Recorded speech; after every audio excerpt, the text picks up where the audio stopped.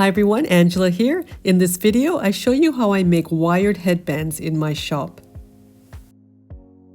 I'll be using cotton quilting fabric, my Kai scissors, a rotary blade, knitting needle, clippers, craft wire, large and small quilting rulers, wire cutters, and needle nose pliers. You can find links for these items down in the description below. First, I have my fabric folded in half with the selvage edges lined up together facing me. I'll be using my clear 24-inch ruler to cut out my fabric pieces. Just a quick tip with these rulers, they tend to move and slide around when you're trying to cut. So it's a good idea to get some of these really thin silicone grips to attach to the edges of your ruler. These little non-stick rings really help keep the ruler in place. You just peel and stick. Next, I'll straighten up and square off one end and then cut the fabric length down to 40 inches or about 101 centimeters. Next, cut away all of your selvage edges. You should never use it in any of your sewing projects. Now I want to cut the strip 7 inches wide across the entire width of the fabric. But instead of making long cuts, I'm going to turn the fabric around and fold the length in half, lining up all my edges, and then folding in half again, making sure everything's nice and even. Now cut all of your fabric strips 7 inches wide across the width of the fabric. Now stack them all with the right sides facing up. If you're just making one headband, take one of the strips and fold it in half lengthwise, matching the long edges together and making a crease down the center with your fingers.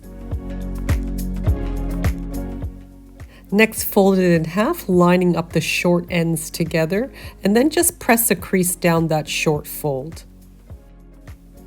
From the fold, we want to cut a 45-degree angle. The easiest way to do this is to just lift that top corner and then match the side edge to the fold and press a 45-degree angle crease. If you have a grid ruler with the marking, just lay that 45-degree marking along the fold and then cut with your rotary blade. If you're making a few of these, fold your fabric over so that the short edges match up, and then mark out your 45-degree angles for each side from the center of the short edge. Cut off the angles and then open up your fabric again flat with right sides up. With the edges on the right, place 2 fingers near the fold at the bottom of the fabric, and then cut through all the layers about 1/8 of an inch. Now you have top and bottom notches which mark out the opening. Begin your stitching from the bottom notch. Start by back tacking and then stitch all around with a 1/4 inch seam allowance. Stop 1/4 inch before the corner, needle down and pivot. Pivot at the next corner, and yes, you're going to stitch 1/4 inch right along that fold as well. Continue stitching, and when you come around to that top notch, stop and back tack. Now go back up to the top corner on the folded side. Now turn and fold that side right along the stitch line. And now we're going to re-sew that top corner. Now take your scissors and we'll cut away the excess seam allowance on a bit of a curve, leaving just a bit of fabric at the point. Now go down to the center opening and place both your thumbs inside and pull the fabric down as if you're putting on a pair of socks. When you get to that top corner, push the corner through, keeping all that fabric together. Take your knitting needle and poke out that top corner, and then slide the knitting needle down a bit and poke out the lower corner. Then continue pulling out the rest of that fabric. Now take your craft wire and straighten out a nice long length. With your needle nose pliers, grab the end and turn it just a tiny little bit to form a loop and squeeze it closed. Now thread the wire into the channel we created along the fold right up to the very top corner of the fabric. Now hold on to that corner and run your fabric along the length of the wire. When you get to the end, push the wire in a bit, then turn the edge of your fabric back a little, slide it back along the wire about 1/2 inch, and then use your cutters to cut the wire.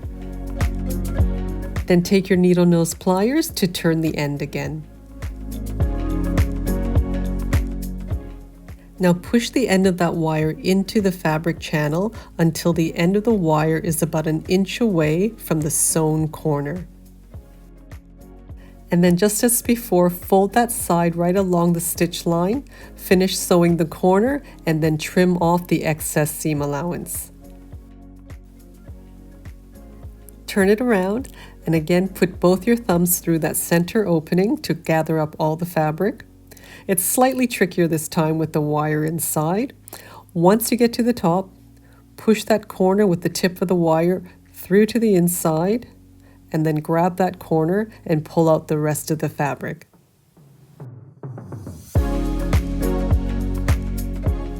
Then use the knitting needle again to push out the 2 corners. Pull to straighten out the wire, and then lastly we just need to close the opening. Fold in the seam allowances and match up the folds of the opening, and then just edge stitch it closed. Lastly, straighten out your wire a bit, center all your seams, and give it a press.